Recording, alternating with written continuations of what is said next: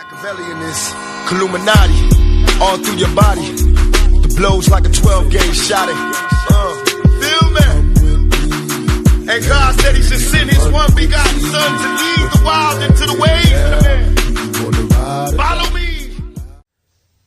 Yo les postos, c'est Sacha, bienvenue dans cette nouvelle vidéo avec deux bonnes nouvelles enfin pour le mercato, enfin une bonne ça c'est sûr, la deuxième c'est à voir, hein, chacun se fera son avis, mais voilà, on se disait quand est-ce que ça va bouger, mais Léo attendez bien sûr le 17 janvier, même si on est le 16, hein, mais demain c'est l'anniversaire à Sachou, bon on s'en fout, hein, on va pas se lurer devant l'anniversaire d'un incompétent fini qui n'a jamais rien fait dans sa vie, comme disait mon père, bon anime ça veut dire bon à rien, bref, première bonne nouvelle, tu te lèves et tu vois... Arsenal serait prêt à mettre 7 millions d'euros pour s'attacher les services de Layvin Kurzawa dès cet hiver. Mais là, c'est vraiment incroyable, ça tombe du ciel. Quel beau cadeau d'anniversaire, si ça se passait demain le 17 janvier, tu te lèves demain matin, tu te dis, oh là là, joyeux anniversaire Sacha, Kurzawa a été vendu 7 millions d'euros, il n'y a même pas hésité Léo, il n'y a même pas hésité. Qui aurait cru il y a quelques mois qu'un club pouvait mettre 7 millions d'euros sur Layvin Kurzawa? Il veut partir en Angleterre, je l'accompagne à l'aéroport, je lui fais sa valise, je lui prépare son encas et sa bouteille d'eau, et son candy shop là, candy shop ou candy up dans son cartable, et je l'accompagne même à l'avion et je lui tiens la main. Pas la peine d'avion, il peut prendre l'Eurostar, hein. Voilà, mais très très vite, 7 millions d'euros, voilà. Faut le vendre vite, voilà, il a jamais servi à rien au Paris Saint-Germain. La première saison ça a été, mais là vraiment il est en dessous de tout. Hier on me dit qu'il a fait un bon match, alors si ça c'est vraiment un bon match, vraiment c'est vraiment lamentable, hein, parce que si là il a son meilleur niveau, c'est incroyable. Pourquoi Arsenal s'intéresse à lui? C'est pas notre problème, hein. Moi, tout ce que je retiens, c'est qu'ils veulent mettre 7 millions d'euros. Après, c'est quand même un déchet. Voilà. Bon, il y en a qui vont me dire, ouais, mais Sacha, regarde, il a été acheté 23 millions d'euros en 2015. On perd quand même de l'argent. On perd 15 ou 16 millions d'euros. Oui, d'accord, mais qui aurait cru il y a quelques mois que Kurzawa, un club, voulait mettre 7 millions d'euros sur lui? Voilà, il n'y a même pas hésité. Vends-le. Ce qu'il faut savoir, hein, c'est que Layvin Kurzawa, pour moi, c'est un ancien espoir du football français.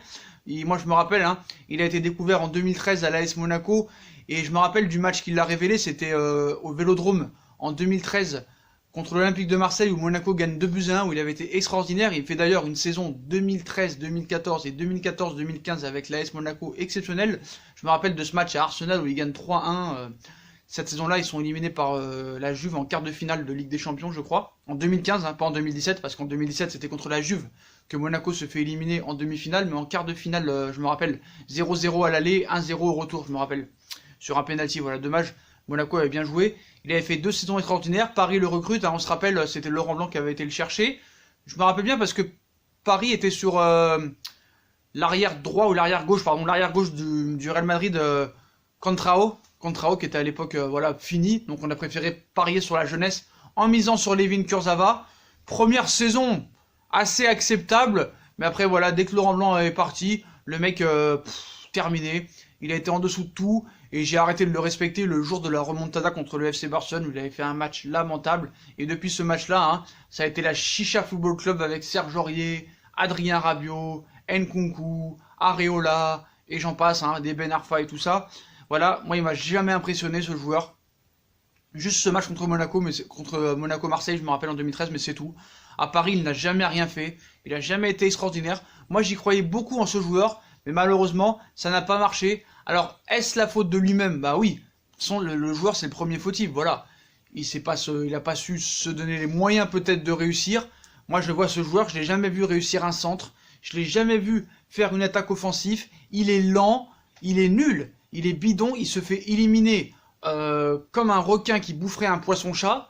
Donc c'est lamentable et c'est pas acceptable. Donc voilà, 7 millions d'euros, ça c'est la première bonne nouvelle. S'il part et qu'ils acceptent de le laisser partir, c'est la deuxième bonne nouvelle. Après, est-ce qu'il sera meilleur à Arsenal? Je n'en sais rien. Est-ce que c'était un problème d'entraîneur? Il n'y a jamais eu un entraîneur qui a su le remettre au niveau, comme un Bielsa a pu transformer un Dimitri Payet à l'époque ou un Benjamin Mendy qui a fini à City.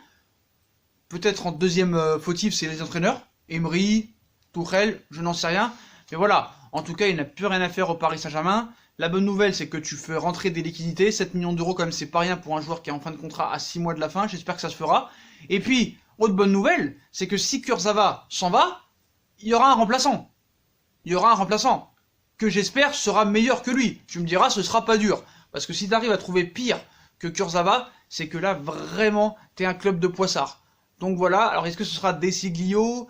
Est-ce que ce sera un autre joueur? Je n'en sais rien, mais en tout cas, c'est sûr qu'il y aura une arrivée si Kurzawa part. Et ça, c'est la première bonne nouvelle. Voilà, dimanche, je suis sûr qu'ils vont le faire jouer encore. Hein. Dommage, pourquoi ne pas tenter Baker? Pourquoi tu l'as fait venir? Pourquoi tu l'as fait venir? Pourquoi faire? Un match contre Lorient, c'est idéal pour faire débuter Baker. T'as fait débuter Boulka, pourquoi ne pas faire débuter Baker? Voilà, t'as rien à perdre. Il peut pas être plus mauvais, c'est impossible. C'est impossible. Et je pense qu'un match contre Lorient, il aura pas trop de pression, donc c'est bien. Voilà, et je pense qu'il peut montrer des qualités, le mec va en vouloir. Il faut miser sur Baker dimanche. Voilà. Mais je pense que si ça se fait pas encore pour Kurzawa d'ici dimanche, ils vont essayer de le faire jouer encore, hein, pour voilà, faire croire que vraiment il est bon, quoi. Mais non, pas du tout. Donc voilà pour Kurzawa, hein. Donc si tu veux, tu m'appelles, hein. Je t'amène à l'aéroport, je te fais ton sandwich, hein. Tu me dis ce que tu veux, hein, salade, tomate, oignon avec des frites ou sans frites, tu me dis ce que tu veux. Puis moi je t'amène à l'aéroport et bye bye, adios amigos. Deuxième info transfert, Edinson Cavani, El Matador. L'Atlético Madrid serait prêt à proposer 15 millions d'euros pour Edinson Cavani. 15 millions d'euros. Faut-il dire oui? Faut-il dire non? Excusez-moi là, c'est la fatigue. Faut-il accepter ou ne faut-il pas accepter? Désolé pour mon français qui est pourri. J'ai envie de te dire oui et non. J'ai envie de te dire oui parce que franchement, fin de contrat, il reste 5 mois de compétition, 15 millions d'euros. Franchement, je te dis oui. Parce que 15 millions d'euros, même si on sait que le Paris Saint-Germain n'a pas besoin d'argent, c'est un fonds sans puits. Mais bon, 15 millions d'euros qui tombent du ciel pour un joueur en fin de contrat, plus 7 millions pour Kurzawa, ce qui fait 23 millions, et là, tu peux te prendre un bon latéral, frère. Un bon latéral plus un bon milieu si tu rajoutes un peu d'oseille. Donc c'est pour ça que je dirais oui. Et je dirais non, parce que voilà, si Cavani part, tu te retrouves avec Choupo-Moting en doublure d'Icardi. Et Icardi, les 2 derniers matchs, c'est exécrable, hein. Voilà, il a touché 23 ballons en 2 matchs. Franchement, je sais pas. Je sais pas. Pour moi, c'est du 50-50. Après, si tu as un remplaçant d'envergure de Cavani, ce qui n'est pas vraiment assurément sûr, mais si tu as un remplaçant à Edinson Cavani qui arrive à planter des buts, je te dis oui, vends-le 15 millions. Mais si tu n'as personne, franchement, garde-le parce que tu n'as pas besoin d'argent. Et voilà, c'est une alternative à Mauro Icardi. Et Cavani, c'est un mec comme ça dans un 8e ou quart de finale qui peut te sauver la mise. On n'en sait rien. Donc moi, pour moi, c'est du 50-50. Hein. Je ne peux pas vraiment répondre à cette question. Voilà. C'est tentant, 15 millions d'euros, mais bon, c'est plus quand même 60-40. Moi, je garde Cavani quand même. C'est un mec, c'est quand même le meilleur buteur de l'histoire du Paris Saint-Germain. C'est vrai qu'en Ligue des Champions, il n'a pas toujours été extraordinaire.